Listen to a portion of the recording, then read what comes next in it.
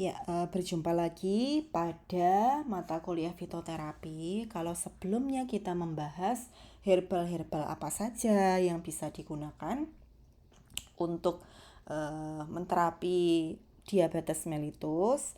Nah, pada kali ini ada yang namanya fitoterapi dari penyakit-penyakit di sistem pernafasan.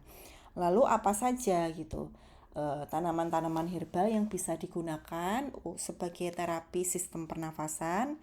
Nah, kita bahas bersama-sama. Namun terlebih dulu kita perlu mengenal gangguan pernafasannya itu meliputi apa saja, yaitu meliputi gangguan pernafasan hidung, kemudian ada juga yang gangguan saluran pernafasannya, seperti misalnya rinitis, sinusitis, pilek, influenza, bronkitis, batuk, dan juga asma. Nah, kalau pilek dan flu itu biasanya disebabkan oleh virus, namun bisa juga ada infeksi sekunder oleh bakteri. Nah, untuk batuk itu biasanya terjadi untuk mempertahankan jalan udara paru-paru supaya bisa bebas dari benda asing. Jadi batuk gitu, batuk batuk kering itu biasanya itu untuk membebaskan paru-paru dari benda asing. Tapi kalau batuk produktif itu biasanya ditandai dengan adanya dahak. Lalu apa saja gitu yang bisa digunakan untuk dia memiliki efek ekspektoran yang bisa digunakan untuk batuk dan juga memudahkan pengeluaran dahak, yaitu adalah daun saga atau abrifolium. Nah, di sini kandungan kimianya itu ada yang namanya vitexin, ada asam glisirisat, ada abrusosida. Nah, glisirisin ini dia cukup terkenal, dia memiliki efek ekspektoran sehingga dia bisa memacu sekresi mukosa gitu yang ada di tenggorokan ya, sehingga mempermudah pengeluaran dahak.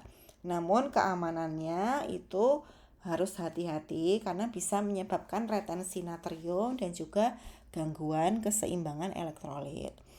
Nah, karena dosisnya yang pasti itu belum dapat ditentukan, jadi memang harus diperhatikan sekali gitu penggunaannya gitu ya. Nah, simplisianya diseduh dengan air panas dan juga dicampur kayu manis dengan dosis yang secukupnya saja bila kalian akan melakukan swamedikasi secara mandiri gitu ya. Tapi kalau untuk diedukasi ke masyarakat karena dosisnya itu belum ada penelitiannya yang bisa ditentukan tepatnya berapa, jadi masih belum bisa direkomendasikan secara masif gitu ya ke masyarakat. Kemudian ada yang namanya marshmallow, Altair radix dan juga folium yang bisa digabung. Nah, itu bisa bisa untuk mengurangi frekuensi batuk pada pasien. Nah, di sini ada kandungan galaktosa, rhamnosa, kemudian ada asam fenolatnya.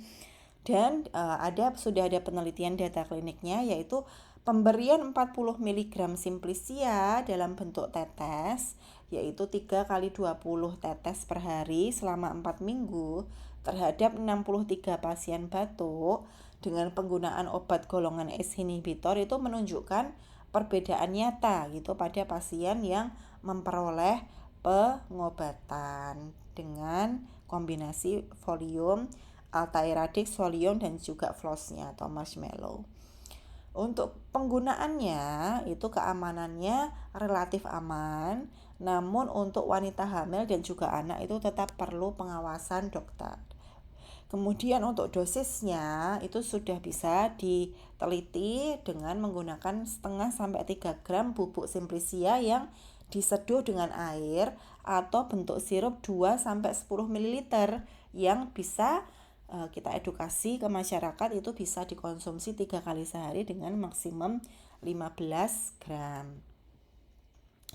Nah, kemudian ada juga herba sambiloto yang dia mempunyai kandungan kimia andrografolit dan turunannya, kemudian juga andrographis herba ini dia sudah terstandar gitu ya. Jadi penelitiannya sudah ada yang terstandar uji kliniknya, yaitu ekstrak sambiloto dengan dosis 400 mg itu diberikan 3 kali sehari pada penderita ISPA, menunjukkan efek yang cukup baik gitu ya untuk penderita ISPA tersebut.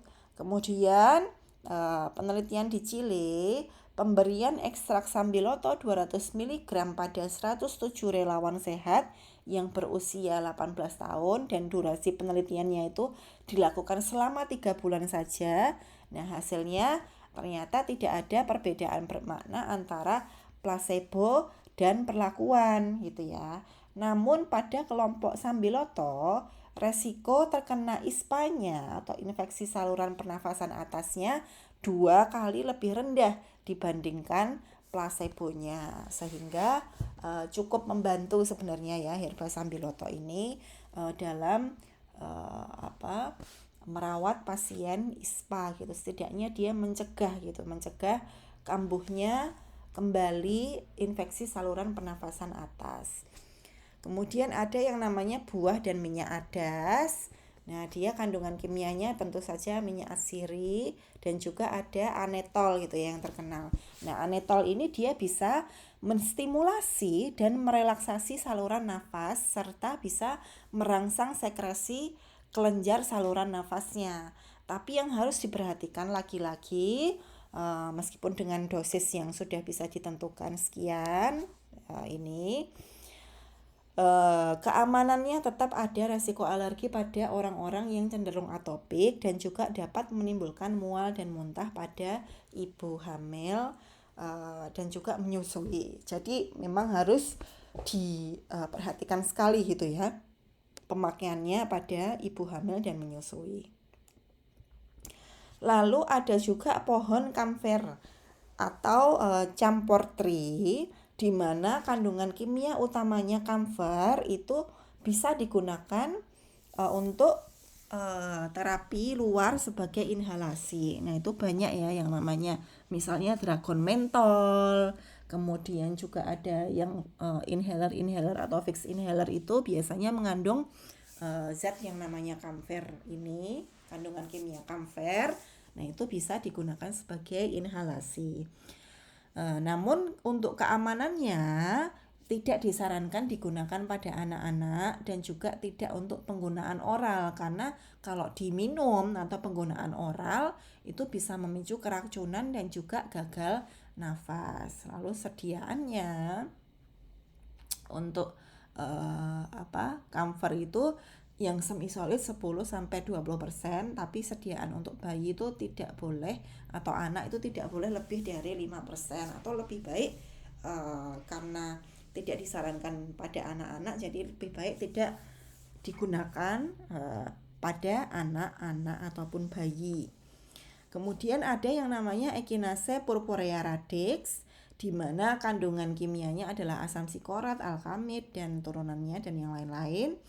Kemudian dia juga sudah ada penelitiannya.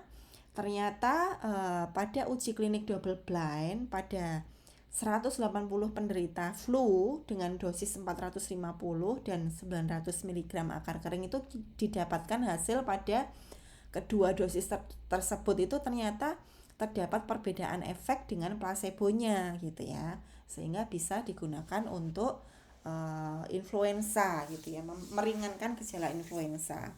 Dan dosisnya itu sekitar 500 sampai 1500 mg simplicia akar kering dan bisa dikonsumsi sehari 3 kali. Terus ini yang biasa digunakan untuk bahan obat-obat batuk herbal itu biasanya bisa menggunakan eucalyptus folium, di mana kandungan kimianya adalah minyak atsiri dan turunannya.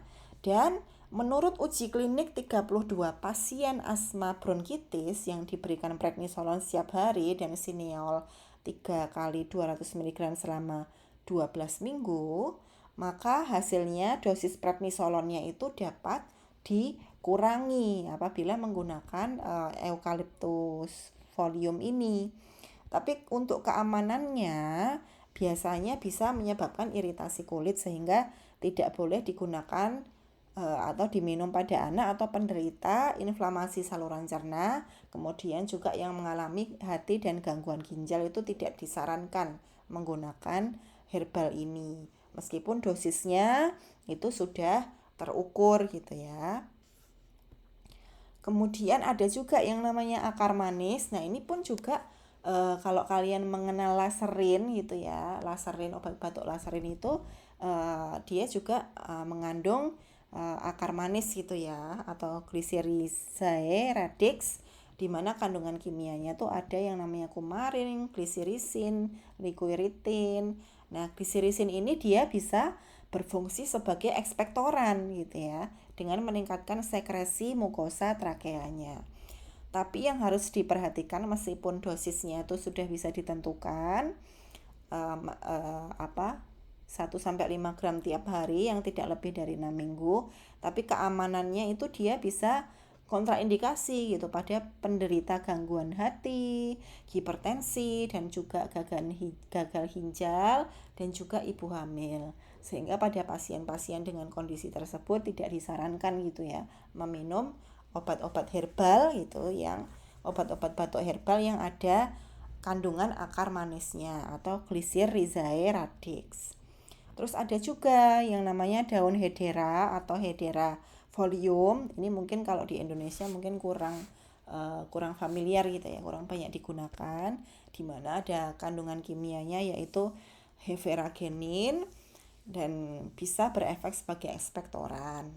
Nah, untuk dosisnya itu sudah bisa ditentukan. Nah, ada dosis dewasa, ada untuk dosis anak sekian, dan juga kalau anak 1-4 tahun itu bisa diberikan yaitu sekitaran 150 sampai 300 mg. Tapi tidak boleh lebih dari itu.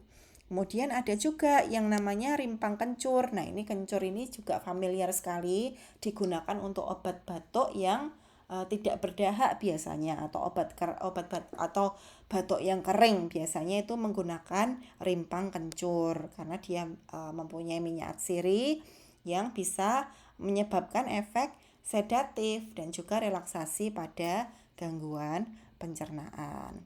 Terus ada juga peppermint. Nah, ini juga sering sekali ditambahkan pada obat batuk herbal. Nah, peppermint itu kandungan kimianya adalah minyak atsiri atau mentol, dan dengan dosis sekitaran Simplicia 2-3 gram atau bentuk minyak 3-12 tetes sehari itu bisa menghasilkan efek ekspektoran gitu ya, atau mengencarkan dahak dan juga mengeluarkan dahak. Dan keamanannya untuk peppermint ini dia relatif lebih aman menurut penelitian. Ada juga daun sirih, itu bisa digunakan untuk merelaksasi otot polos pada saluran nafas sehingga nanti sekresi lendir pada batuknya itu nanti bisa berkurang gitu ya kalau daun sirih. Terus ada juga herba timi. Nah, ini juga sering digunakan atau ditambahkan pada sediaan OBH atau obat batuk herbal. Nah, di mana mengandung kandungan kimia minyak atsiri, ada flavonoid, resin, saponin, dan juga tanin, di mana efek utamanya adalah ekspektoran gitu ya. Nah, dosisnya itu juga bisa ditentukan, yaitu ekstrak cairnya 4-8 ml sehari 3 kali. Dan dosis ini juga sudah diuji klinik pada 60 pasien yang batuknya produktif. Nah, itu bisa diberikan sirup timi 3 kali 10 ml sehari, dibandingkan dengan sediaan bromhexin. Itu ternyata penelitiannya tidak ada perbedaan yang signifikan antara kedua kelompok. Jadi itu tadi teman-teman, herbal-herbal apa saja yang bisa digunakan untuk mengurangi baik itu batuk berdahak maupun batuk kering ataupun infeksi saluran pernafasan atas dan juga penyakit-penyakit pernafasan yang lain. Tapi tentunya sebelum kalian memberikan edukasi ke masyarakat harus diperhatikan apakah penelitiannya sudah valid, apakah sudah ada penelitian tentang dosis amannya itu range-nya berapa, dan bagaimana keamanannya untuk pasien dengan kondisi khusus seperti ibu hamil menyusui, seperti pada pasien yang mengalami penyakit ginjal dan juga hati. Ya, baik, sekian kuliah Ibu pada hari ini. Bila ada yang masih perlu ditanyakan, jangan sungkan-sungkan untuk kita berdiskusi di grup gitu ya. Terima kasih. Wassalamualaikum.